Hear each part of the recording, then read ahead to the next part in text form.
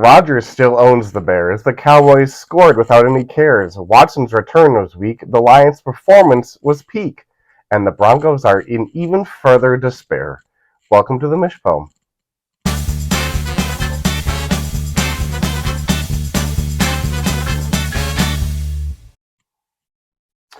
All right, everybody, welcome to the Week 14 episode of the Mish Poem, the last week before the playoffs start. I'm sure if you have been on the app within the last few days, you have seen the sleeper app. That is, you have seen a notification saying your playoffs. Well, it's like a friendly reminder your playoffs are starting in like 2 weeks, or not 2 weeks at this point, but it's like 7 days or 6 days or whatever.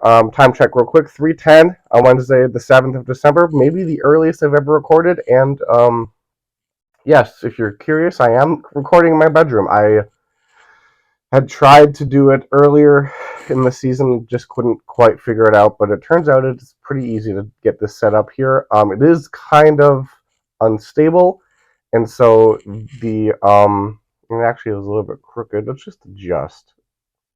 There we are. That's a bit better. Yeah. Oh, what I was saying is the microphone might fall, or my camera might fall over, which it just did.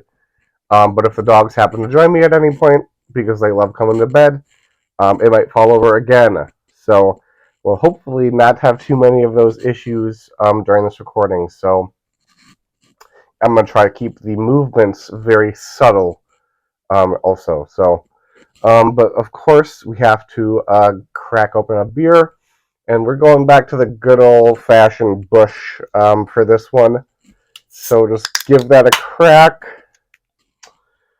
And we'll just pour it, obviously, into my trusty mug. I don't honestly remember where I got this thing, but it is very useful for these episodes. I don't use it as much anymore on the daily, but it is very nice for these episodes, and just whenever I want to use it. So I'll take a quick sip, and then we will jump into the first matchup of week 13. So yeah.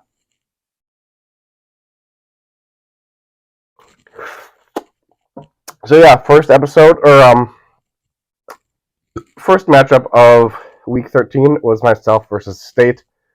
Not a very close matchup as was expected, and there were some solid performances, some on both sides. Like my Justin Fields did pretty good, 21.26. Rashad White with that touchdown with 3 seconds left in the game put me up at 15.9, and actually that touchdown got me a victory and pretty much guaranteed me playoffs in a different league. So that's very exciting. But yeah, other than that, from my side, not very much happened. Christian Kirk did pretty good, 16.4 for State Farm, 21.5 from Samaje Perine, so not too bad. And, some other decent performances over there as well for State. In the end, State Farm got the victory, 105.32 to 81.66 for myself. Moving on to Sam versus Adam. I believe we've the highest scoring matchup, or highest scoring team on the week if we're in this matchup. Over on Sam's side, though, 18.1 from Zeke, so pretty solid stuff from him. 10 points from Tyler in Jamar Chase's return. He not too bad. So Joe Burrow can definitely support some pass catchers. T. Higgins had 12.5 himself. So pretty good stuff over there from the the Bengals. 13.5 from Corey Davis.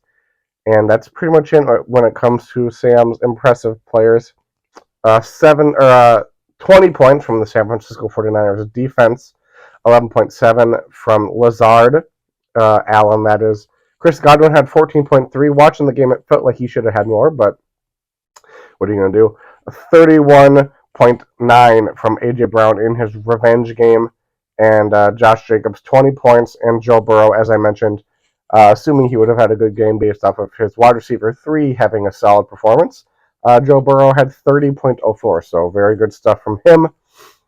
In the end, Adam got the victory, 150.64 to Sam's 95.65. which will bring us on to the next matchup. That is Derek versus T-Corn. A bit closer than that past matchup, but still not very close. About 20 points separates these two teams. Zonovan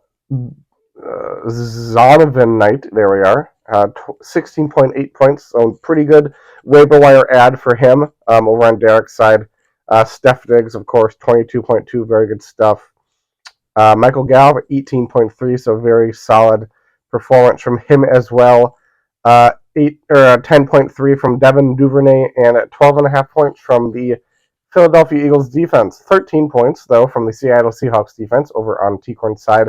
Christian Watson continuing to be amazing. 24.4 from him. Another couple touchdowns from him. He'll probably have, well, actually, he's on bye this week, but I'm sure his next performance will be 3 touchdowns. Because he went 3 touchdowns, 2 touchdowns, 1 touchdown, 2 touchdowns, and so you can see kind of where that's going.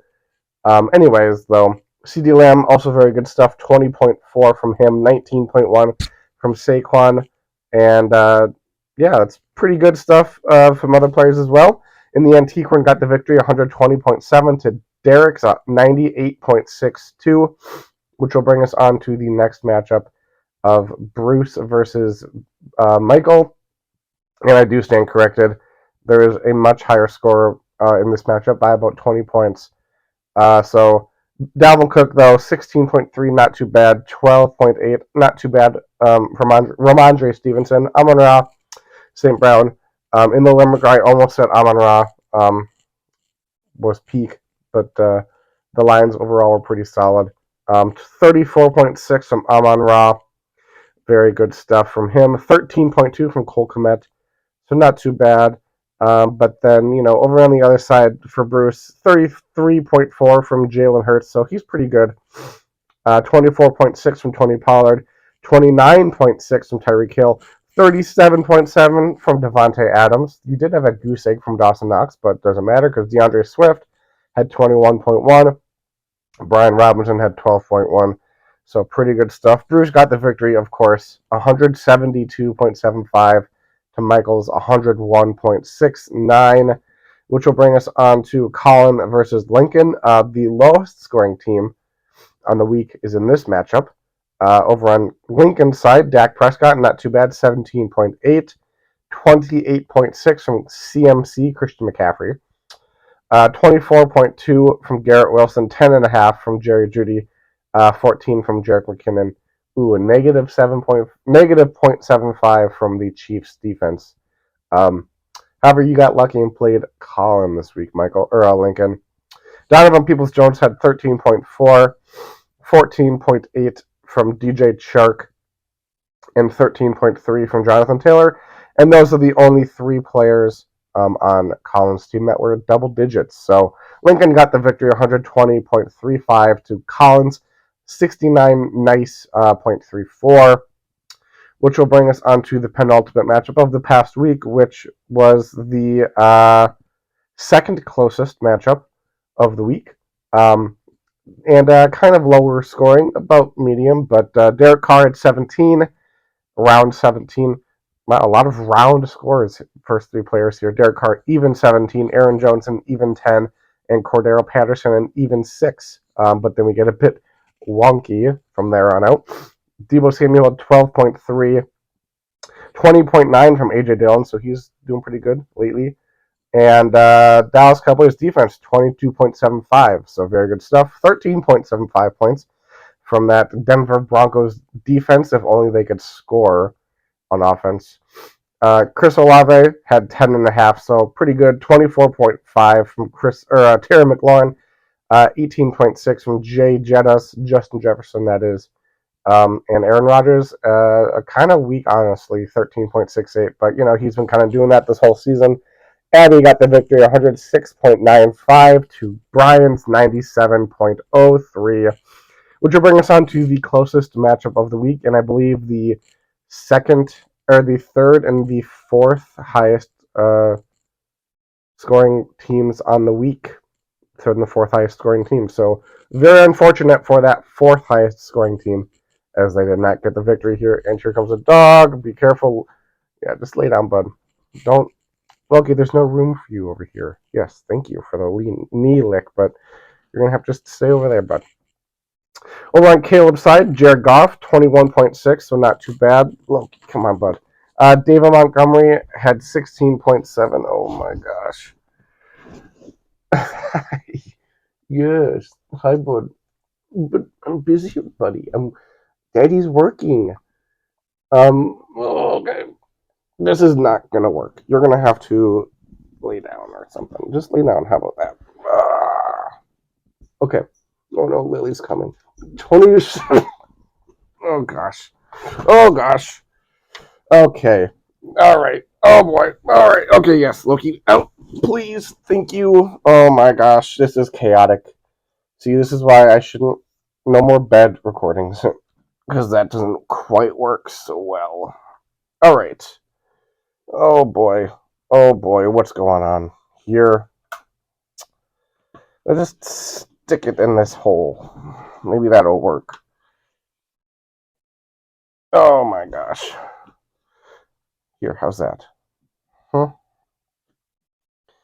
Oh boy, you dogs have ruined everything.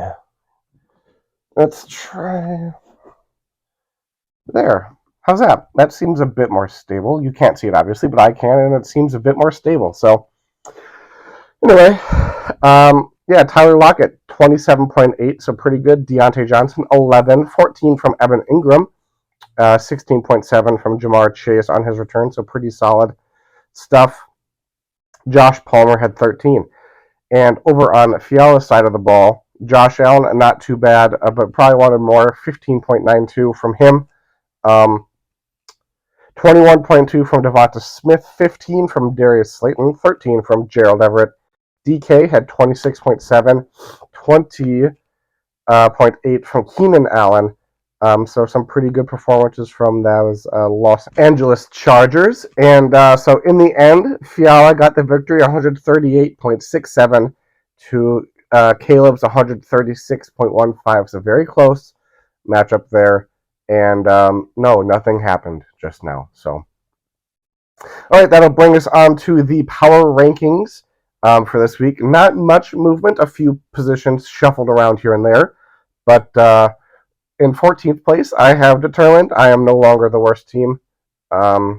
Is that a good move? Maybe. Probably not. But I have Colin at 14, myself at 13, 12 Caleb, 11 Derek, 10 Lincoln, 9 Fiala, 8 Michael, 7 T-Corn, Abby's at 6, Sam 5, State Farm 4, Brian 3.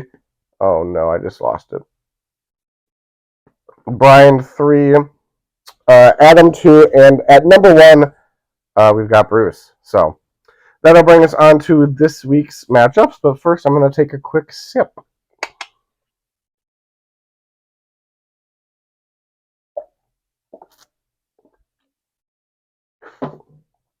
And the dogs seem to have calmed down. They're just laying in the bed now. No longer attacking me, but they're both currently looking at me. So that's not a good sign. So I'm going to stop talking about them. So, myself versus Colin. Couple buys for me, especially Justin. Well, I guess it's really just the one. Justin Fields, my quarterback, is on bye. Well, of course, and then Jonathan Taylor is on bye. So you could say the two best players for both of our teams are on bye. But it could still be a good matchup. It is projected to be pretty close. I am getting David Njoku back, hopefully, from his injury. Do have a couple other injured players. Mainly Treylon Burks, who's been playing very well lately.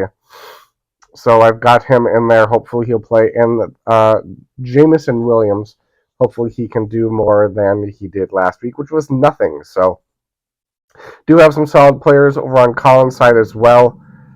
Boy, really, zip it. But, it is kind of a hodgepodge over there as well. But I will be picking myself in this matchup, and we'll see what happens. Hopefully I can end the regular season with a victory, and hopefully that will bode well for me for the Toilet Bowl. Which will bring us on to T-Corn versus Lincoln. Couple solid quarterbacks here, Dak and Justin Herbert. And then T-Corn obviously has a stud pair of running backs and Jamal Williams and Saquon Barkley. Lincoln does have Christian McCaffrey, though, so, good running back as well. Couple solid receivers, Garrett Wilson over on Lincoln's side and CeeDee Lamb for T-Corn. But there are a few buys that T-Corn's going to have to deal with, mainly Logan Thomas, his tight end, and Christian Watson in his flex. He does have Hunter Henry and a slew of other receivers and running backs that he could plug into that flex spot where Christian Watson was. So I'm sure everything will work out fine. And I will be picking T-Corn. Apologies for the false hope there, Lincoln. I'll be picking T-Corn for my victor in this matchup, which will bring us on to Michael versus Fiala. Two quarterbacks at the opposite end. Josh Allen, very good and a mobile quarterback, and then Tom Brady, who's basically just a stick and kind of is not playing very well right now. And then some decent running backs in this matchup as well. Dalvin and Ramondre over from Michael, and Travis Etienne and Isaiah Pacheco, two young guys over there for Fiala. Solid receivers on both sides as well, with Amon-Ra and Brandon Ayuk in the wide receiver spots for Michael. And for Fiala, DeAndre Hopkins and Devonta Smith, so pretty solid. And then some not too bad flex options. Michael going with the running backs and Devin Singletary and Kareem Hunt, and Fiala with DK Metcalf and Keenan Allen. So I think it will be a close matchup, but I do think that Michael will come out on top of this one, which will bring us on to Derek versus Sam. A couple buys. Romeo Doubs, he's injured, but Juwan Johnson also, and then Odell's just on perpetual buy. So those not really too many buy issues to speak of for Derek. And then over on Sam's side, you got Jarvis Landry on buy, and I believe that's it. So pretty straightforward matchup. We kind of know how these teams are. Tua and Kirk over at quarterback. Some solid running backs. Decent receivers. Obviously, Steph Diggs is very, very good, and T. Higgins is very good. Travis Kelce, very good player. If you weren't aware, didn't have a great week this past week, but I'm sure he'll bounce back. And then some decent defenses. We'll see how they do. I will be picking Sam in this matchup, but I do think it will be closer than expected. Which will bring us on to the Pen Ultimate matchup, Abby versus Adam. You like that? Some solid quarterbacks. Derek Carr, he's all right, especially when he throws to Devontae, and he's playing on Thursday night, so we'll see how he can do right away this week. And then Joe Burrow, very good quarterback, the current quarterback 4 on the season, so he's been playing very good. And Abby's team does have a number of buys to deal with. She does have both Packers running backs, so Aaron Jones and A.J. Dillon are on bye, as well as Cordero Patterson. And then there's some others, Caleb Huntley and Sammy Watkins, also on bye. So Abby will have to do some shuffling, may have to add a piece or two to her roster at the moment, but I'm sure she'll figure it out. Over on Adam's side, it's the same old lineup. He's been rocking the stud running backs, Josh Jacobs and Joe Mixon, A.J. Brown, Chris Godwin, and, the likes. And Loki is here again after he left, and he's just laying down. Good boy. So I do think Adam will win this matchup. Obviously, like I said, Abby will plug in some players, but I don't really think she's going to be able to keep up with Adam. He's just been playing super well, and I do not think it will be that close of a matchup, which will bring us on to Caleb versus State Farm. Again, some buys over on Caleb's side. We have David Montgomery and Alvin Kamara that are on buys, so you could argue 2 of your best players. We'll see how you can fill those in. You do have, looking at your bench, no other running backs. So I'm sure you'll be able to find some off the waiver wire. Over on State Farm side, there are no buys for any of your players, so that's pretty nice. So it's just pretty straightforward for you. There are some solid players left for Caleb that aren't on by. Obviously, Jamar Chase and Joshua Palmer are pretty solid. Tyler Lockett's been pretty solid lately, too.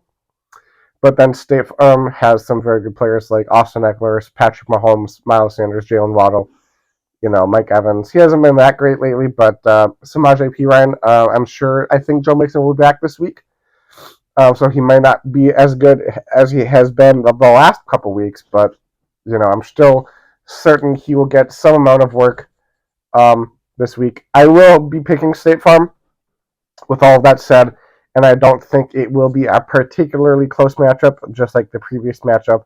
And spoiler alert, just like this next matchup, which is the last matchup of the week, Brian versus Bruce, a couple B-boys here. Just taking a quick skim at these lineups, we do have a few buys. Over on Bruce's side, we have some receivers and a running back, Brian Robinson, Drake London, and Jahan Dotson. And then over on Brian's side, we've got 4 players on bye: Aaron Rodgers, Tyler Algier, Terry McLaurin, and Chris Olave. So some pretty solid players for both teams on bye. But both teams do have some pretty solid players. Besides them, obviously, Jalen Hurts over on Bruce's side, and then a pair of solid running backs with a pair of solid receivers right behind them: Nick Chubb, Tony Pollard, Tyreek Hill, and Devontae Adams. And then the rest is not too shabby as well: Dawson Knox, DeAndre Swift, Zay Jones, and the Titans defense taking on the Jags. Brian's side, though, not too bad. Tannehill, filling in for Rodgers, who has been your weekly starter. And Mostert and Derrick Henry are not a bad pair of running backs. Justin Jefferson, one of the best receivers in the league, and DeAndre Carter, also a merit receiver.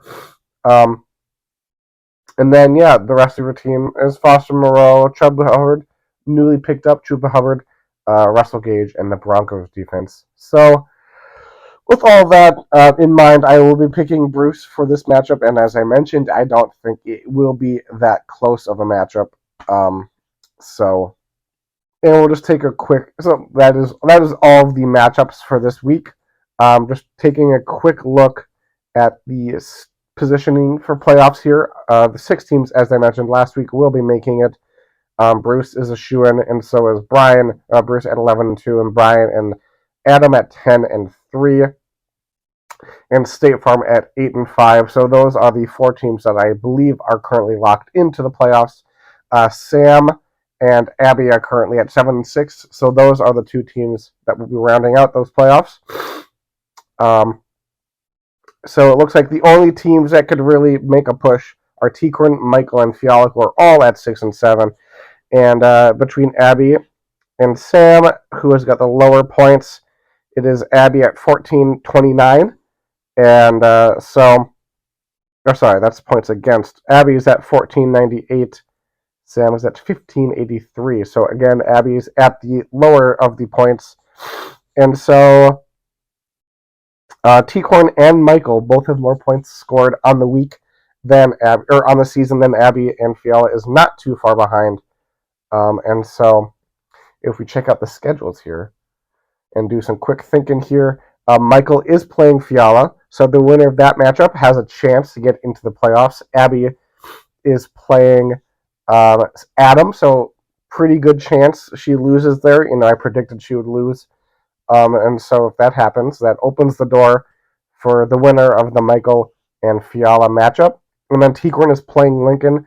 And so if we'll just, I'm just going to go on a limb and say if Tigran or Michael win, well, I guess only one of them can make it. But, the point differential between those two is about 30 points.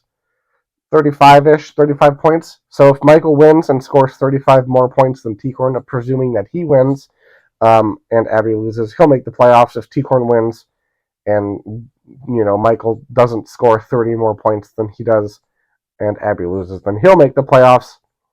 Fiala obviously needs to win, and T-Corn to lose, and Abby to lose, and to score 8 more points than Abby. So obviously, I think out of the 4 teams, he's got the least likely chance to make it, but it's obviously still possible.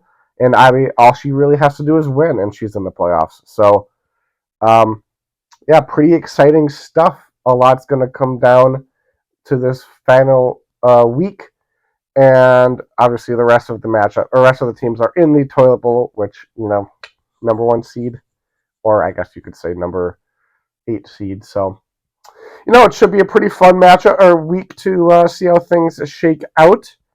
Bruce, if he wins, which by my calculations is going to happen, he'll be number 1 seed for the men. And if statewide, Abby technically could still get the number 1 or the number 2 seed and have that first round bye. If she wins and State Farm loses and she scores like 200 more points than him, so it's not going to happen. But so yeah, State Farm will have the number 2 seed. Bruce will be number 1.